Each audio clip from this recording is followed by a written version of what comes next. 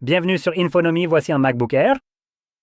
Et aujourd'hui, je vais déballer ce nouveau modèle de 2026, examiner ses spécifications et parler de la qualité de fabrication. Et je donnerai aussi mon avis général à son sujet.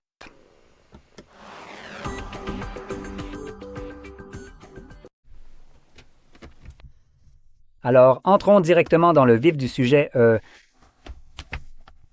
Maintenant, dans une vidéo précédente que j'enregistrais il y a à peine un instant, je jetais un œil à l'iPad Air. Et j'en suis arrivé à la conclusion que, honnêtement, celui-ci semble offrir un bien meilleur rapport qualité-prix. Et je reviendrai là-dessus dans un instant, une fois que j'aurai abordé les spécifications et le prix. Bref, passons directement au déballage. Et au fait, Samsung, regardez ça, regardez-moi ça. Il y a une petite languette, c'est bien fait, ça ne se déchire pas à mi-chemin. Essayez ça, peut-être, au lieu de vos petites languettes nulles que vous avez décidé d'utiliser. Voilà, j'aime bien les languettes Apple. Elles ne se déchirent pas à mi-chemin, ce que Samsung semble avoir du mal à résoudre. Ils ont réussi à concevoir une fichue charnière pour un appareil pliable, mais ils n'arrivent pas à trouver comment ajouter une languette qui ne se déchire pas à mi-chemin. De toute façon, voici notre appareil dans cette jolie couleur bleuâtre. Cool à une certaine profondeur. Je vais placer ça en bas à droite. Et même si la boîte est absolument énorme, comme vous pouvez le voir, il n'y a pas de chargeur parce que, bien sûr, il n'y en a pas. C'est affreux de dépenser 1100 $ pour un ordinateur portable qui n'est pas livré avec un chargeur. Honnêtement, c'est un choix audacieux. Littéralement, je pense que tous les autres appareils sont livrés avec un chargeur dans la boîte, mais celui-ci, non. Parce qu'il peut être chargé en USB-C, ce qui veut dire que vous pouvez l'acheter séparément. Bref, mettons ça de côté. De toute façon, c'est de la stupide camelote. Voici donc notre appareil, relativement petit. Évidemment, c'est un 13 pouces juste ici.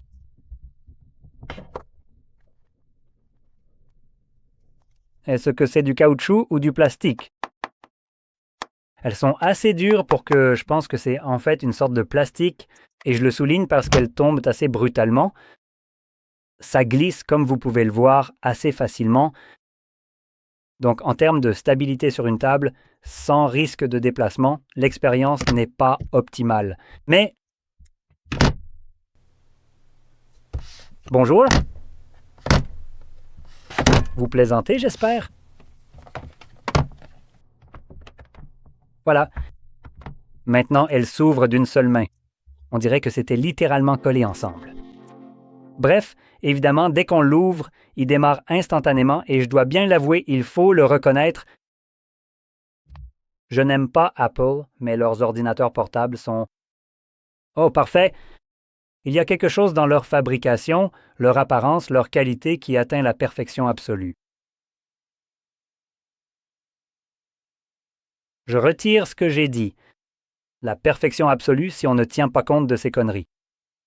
L'encoche. Jésus. Pourquoi est-il ici? Vous ne pouvez pas me dire qu'il n'y avait pas assez de place dans ce cadre pour y mettre une caméra? Apple.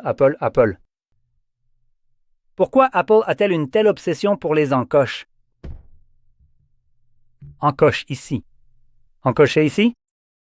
Arrêtez ça. Personne ne veut ça. Vraiment personne.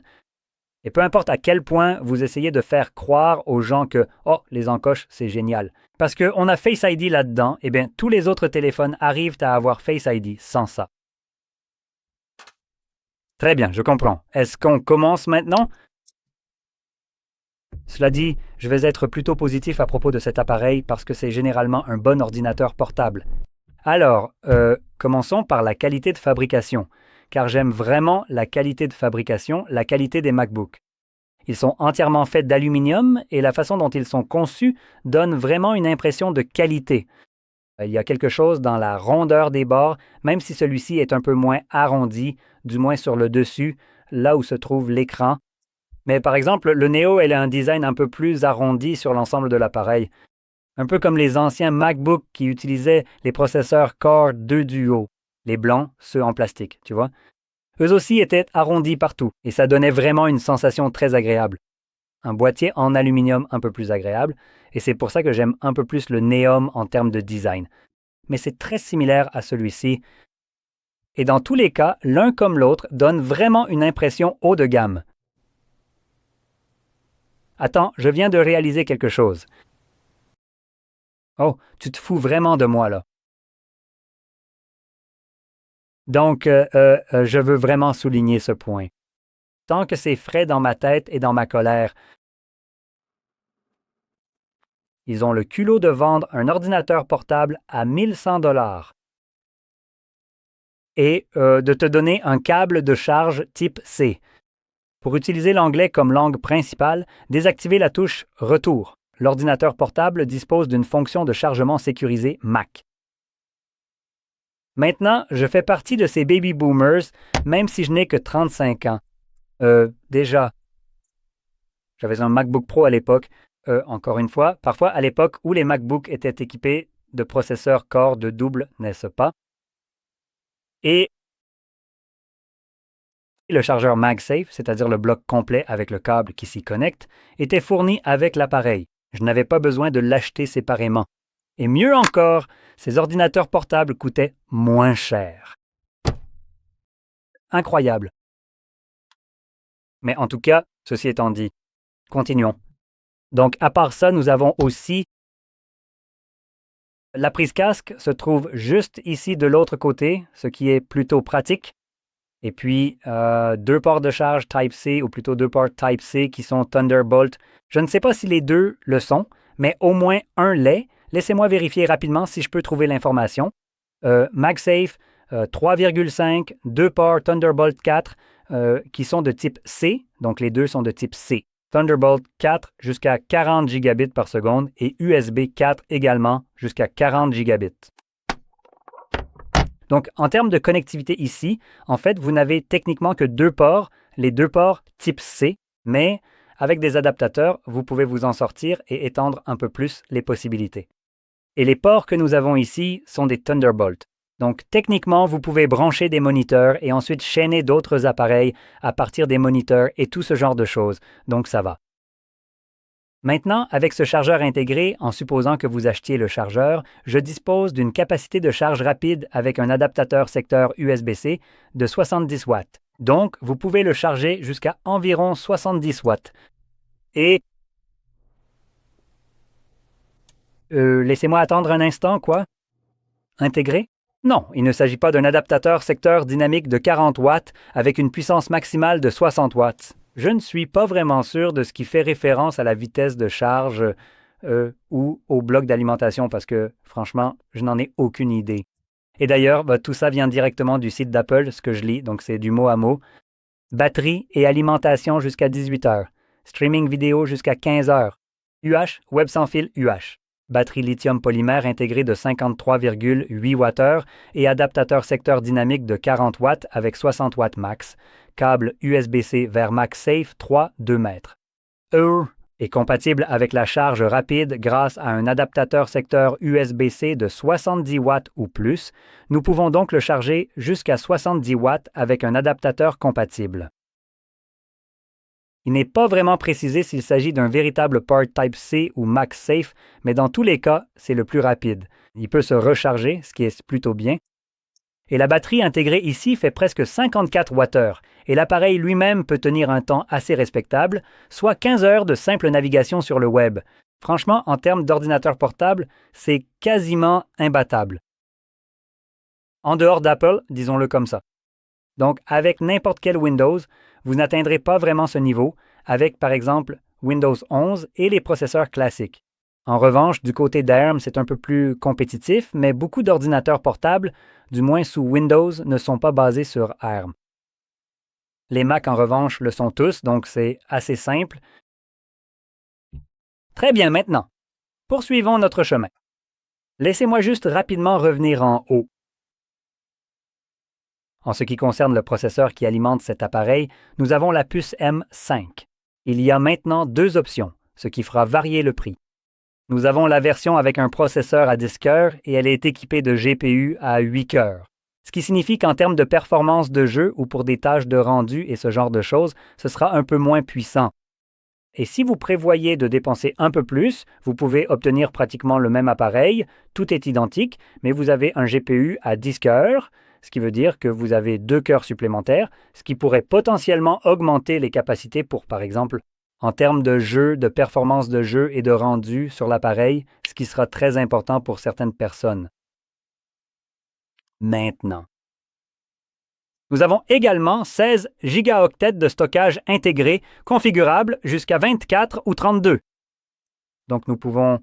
Les 16 Go constituent l'entrée de gamme, ce qui est honnêtement plutôt bien, mais Apple a finalement décidé d'abandonner les 8 gigaoctets, sauf pour le modèle Neo, et de proposer cela comme configuration de base pour l'appareil. Et aussi, encore mieux, c'est le minimum de 500 gigaoctets de stockage dont cet appareil est équipé.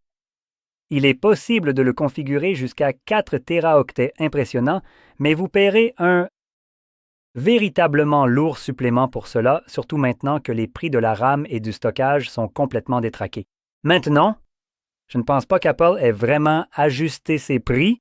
Ils ont été en avance sur la courbe en augmentant leurs prix depuis une décennie. Donc ils savaient que l'inflation sur la RAM et le stockage allait augmenter, et vous savez, ils ont gardé les prix élevés pendant une décennie.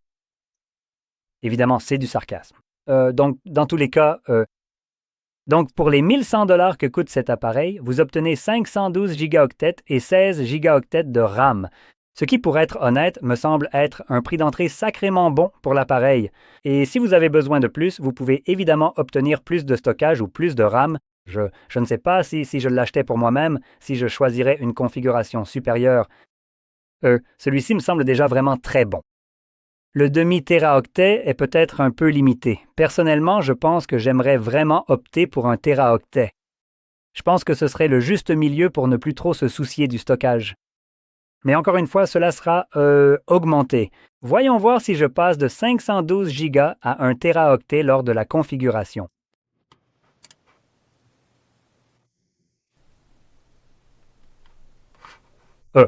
Attends, est-ce que je peux? Ah, donc, vous ne pouvez pas augmenter le stockage de cet appareil au-delà de 512 gigaoctets si vous ne prévoyez pas d'augmenter le nombre de cœurs GPU à 10. Donc, vous obtenez automatiquement plus de stockage et des processeurs légèrement meilleurs, toujours avec la puce M5, mais celle qui a 10 cœurs. Dans ce cas, on passerait de 1100 $ à une augmentation de prix à 1300 $. Donc, 200 $ de plus pour cela. Maintenant, pour toute fin utile, même si vous obtenez plus de cœurs, je ne veux pas en tenir compte. Je vais considérer cela comme une augmentation uniquement du stockage. Donc, pour obtenir un demi-téraoctet de stockage, vous devez payer 200 $. Voilà la raison pour laquelle je ne le compte pas. Et même si c'est inclus, c'est parce que les personnes qui veulent augmenter leur stockage et recherchent cette capacité supplémentaire n'en ont peut-être strictement rien à faire d'avoir plus de cœurs GPU. Vous pourriez très bien vous en moquer complètement. Il y a probablement pas mal de gens qui ne s'en soucieront pas et qui veulent juste ce stockage supplémentaire. Ils y sont donc contraints, et le fait d'y être contraint et de recevoir cela ne signifie pas que vous allez l'utiliser. Et vous voudriez choisir une autre option. Vous devriez pouvoir choisir une autre option. Après tout, je pensais que c'était ce que la sélection disponible ici même sur leur site web vous permet de choisir les composants que vous souhaitez y inclure. Droite. Après tout, Apple a supprimé la possibilité de modifier ce paramètre. Vous avez la possibilité de configurer l'espace de stockage et la RAM, alors pourquoi diable ne puis-je pas le configurer avec un processeur moins performant et plus d'espace de stockage? Il est également possible que la RAM soit limitée par cela. Vérifions rapidement si c'est le cas. Donc, si je retourne à 512, que je vérifie à nouveau la version à 8 cœurs et que je me demande « Où diable est-elle? » Vous? Non, pas ça. Non.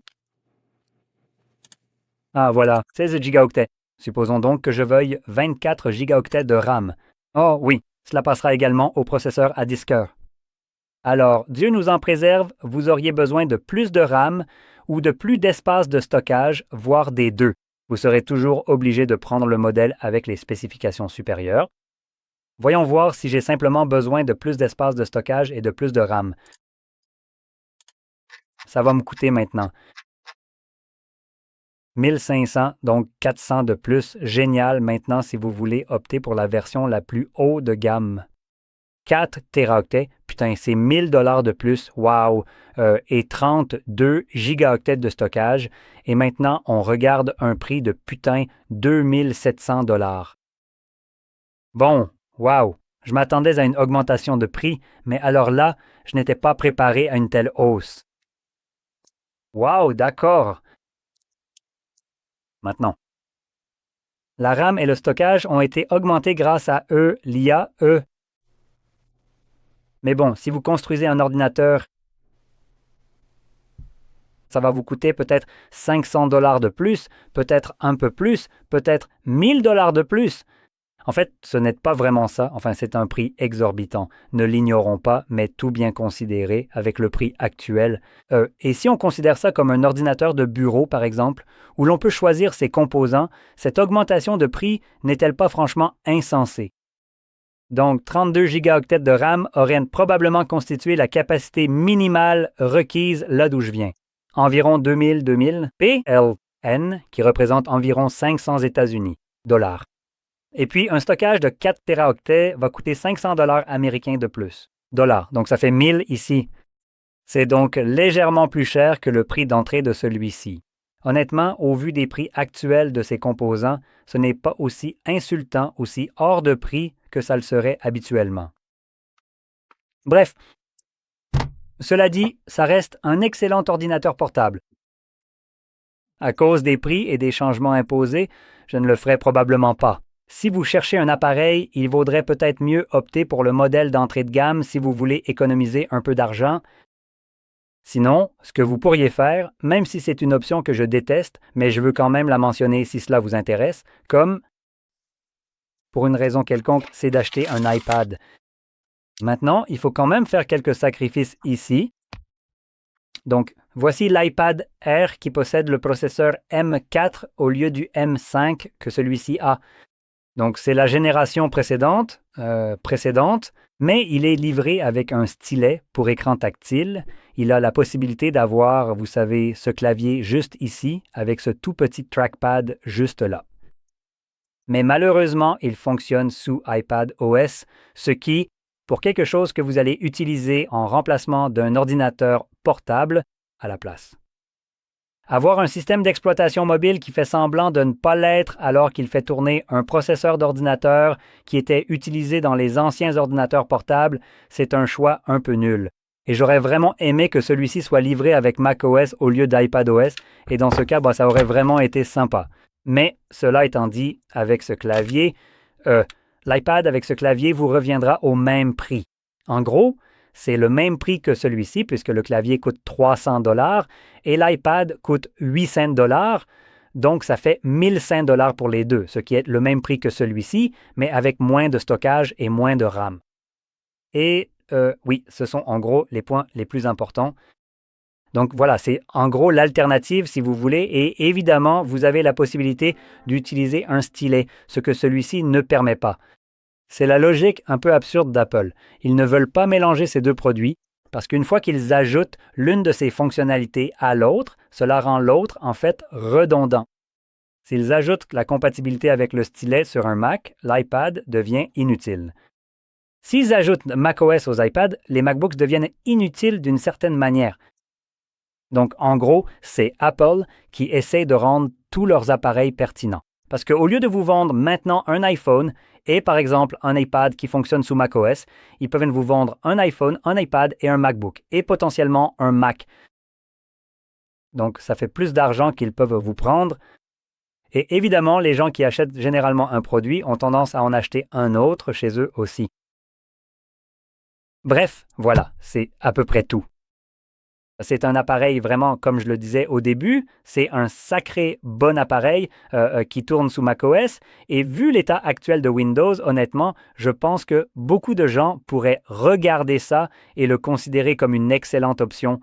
C'est une machine rapide avec une batterie qui dure longtemps, un excellent écran, l'absence de Windows, qui est clairement l'une des meilleures caractéristiques à ce stade, tout en restant ouverte. Cependant, une chose que vous allez probablement bientôt expérimenter, c'est le fait que vous pouvez avoir une vérification de haine sur votre appareil. Un ordinateur personnel qui doit obtenir votre âge vérifié, ce qui signifie qu'il doit aussi se connecter au réseau. Comme c'est charmant que votre ordinateur personnel ne soit plus vraiment votre ordinateur personnel. Ce n'est plus personnel parce que c'est devenu plus gouvernemental maintenant s'il doit vérifier votre âge. Donc voilà, c'est à peu près tout. C'est la fin du coup de gueule. Voilà, si ça vous a plu, likez, abonnez-vous et merci d'avoir regardé.